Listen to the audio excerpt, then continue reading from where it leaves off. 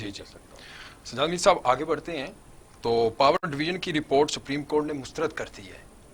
اس پر آپ کیا کہیں گے؟ پاور ڈویژن رپورٹ پہ تو بہت سخت کمنٹس لیے جی جی آج چیف جسٹس صاحب نے بھی کہا ہے، چیف جسٹس صاحب نے یہ تک کہا ہے جی جی کہ پیسے لے کے بنائی جوائنٹ سیکرٹری، جی جی اس کی چھٹی نہ کرائیں اس کم وقت کی جس نے یہ رپورٹ بنائی ہے۔ یہ دیکھ بات یہ ہوتی ہے کہ اب یہ کہتے ہیں کہ الیکٹرک جو ہے وہ اگر کام نہیں کر رہی، ڈلیور نہیں کر رہی، یا وہ جو ایگریمنٹ ان کے ساتھ ہوا ہے پورے نہیں اترتی، تو ہوتا کیا ہے؟ پچھلے دنوں ان کو ایک فائن کر دیا گیا پتہ نہیں 50 لاکھ روپے کا بل نہ کرنے پہ، اور 50 لاکھ کوئی فائن ہوتا ہے اتنی بڑی کمپنیوں کے لیے؟ آج ابھی شاید 20 کروڑ روپے کا فائن کیا ہے۔ مسئلہ یہ ہے کہ آپ کے ساتھ کے الیکٹرک کا ڈیل کیوں نہیں ہو رہی؟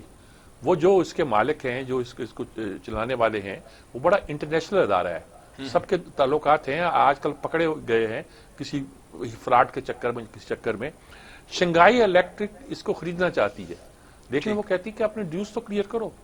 تمہارے ڈیوز کلیئر ہوں گے تو پھر ہم اس قابل ہوں گے کہ آپ کی یہ کمپنی خرید کے اس کو آگے چلائیں۔ ہم نے ابھی تک کے الیکٹرک جو پہلے کے ای ایس سی ہوتی تھی، کراچی الیکٹرک سپلائی کارپوریشن،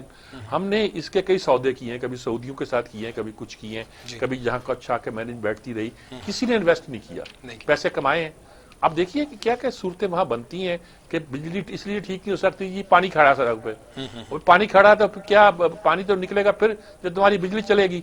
کوئی سسٹم اگر آپ نے بنایا نہیں ہوا، چلایا نہیں ہوا، اگر آپ کو کام نہیں کرنا آتا، اگر انڈر گراؤنڈ آپ کو وائرنگ کرنی نہیں آتی، یہ سارا سسٹم آپ کو پتہ ہی نہیں ہے، تو آپ کس چکر میں اتنے بڑے شہر کا سسٹم لے کر بیٹھے ہوئے ہیں اور کنفیوژن پیدا کر رہے ہیں؟ تو کے الیکٹرک کے ساتھ جو آج انہوں نے کمنٹس دیے ہیں، خاص طور پر پاور سیکٹر کو، اور ایڈوکیٹ جنرل سے کہا کہ بتائیے ان کا کیا، اور رزلٹ کے طور پر ایک شاید انہوں نے کہا کہ ہم یہ رپورٹ وڈرا کرتے ہیں، ہم آپ کو نئی رپورٹ بھیجیں گے۔ یعنی جس جوائنٹ سیکرٹری نے یہ رپورٹ بنائی ہے اس نے جھک ماری ہے، اب کسی معقول آدمی کو یہ کام کریں گے، اور اللہ کرے کہ وہ بہتر رپورٹ بنا کے پیش کرے تاکہ سپریم کورٹ فیصلہ کر سکے کراچی کے لوگوں کی بجلی کا جو مسئلہ پیدا ہوا ہے۔ واپڈا کو اس لیے حصوں میں بانٹا گیا تھا کہ کے ایس سی خیر پہلے الگ تھا، اس لیے بانٹا گیا تھا کہ ڈسٹریبیوشن کمپنیاں زیادہ افیکٹو طور پہ کام کر سکے، جہاں ان کے کام کرنے کے بجائے رکاوٹیں کھڑی کر دیتے ہیں اور کوئی نہ کوئی دلیل دے دیتے ہیں، کوئی مقدمہ کر دیتے ہیں، کچھ اور کر دیتے ہیں۔ ادھر ڈر پڑا ہوتا ہے کہ کہیں ہمیں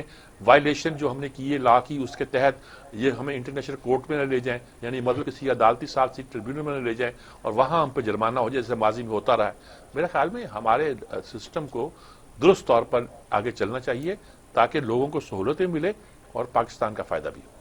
اسی پر بھی حلیم عادل شیخ نے بھی کہا کہ کنٹونمنٹ جو کراچی ڈیفنس کے لوگوں کو عمران خان کو جو ووٹ دینے کی سزا دی گئی ہے،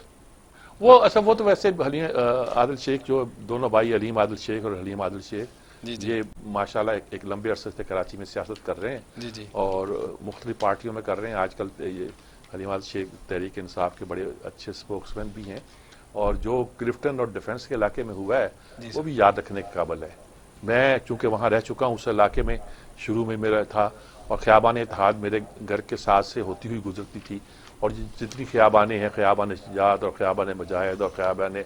شہباز اور خیابان فلانی اور تو، یہ ادھر سے گزرتی تھی،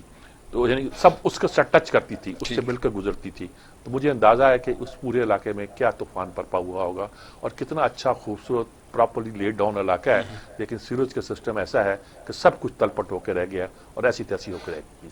یہی کہا جا سکتا ہے اس کے بارے میں۔ اور گورنر سندھ عمران اسماعیل کے ساتھ ملاقات ہوئی ہے، گورنر پنجاب چودھری محمد سرور صاحب کی کراچی میں، انہوں نے امداد کا اعلان کیا ہے ملاقات میں، اس کو کس طرح آپ دیکھتے ہیں؟ گورنر صاحب جو ہیں وہ سوشل ورک کرتے ہیں، وہ امجد ثاقب کو ڈاکٹر امجد ثاقب صاحب کو ساتھ لے کے گئے ہیں، اور اخوت یقینی طور پر قرضے دینے اور دوسرے کام کرنے کا ایک بہترین ادارہ ہے،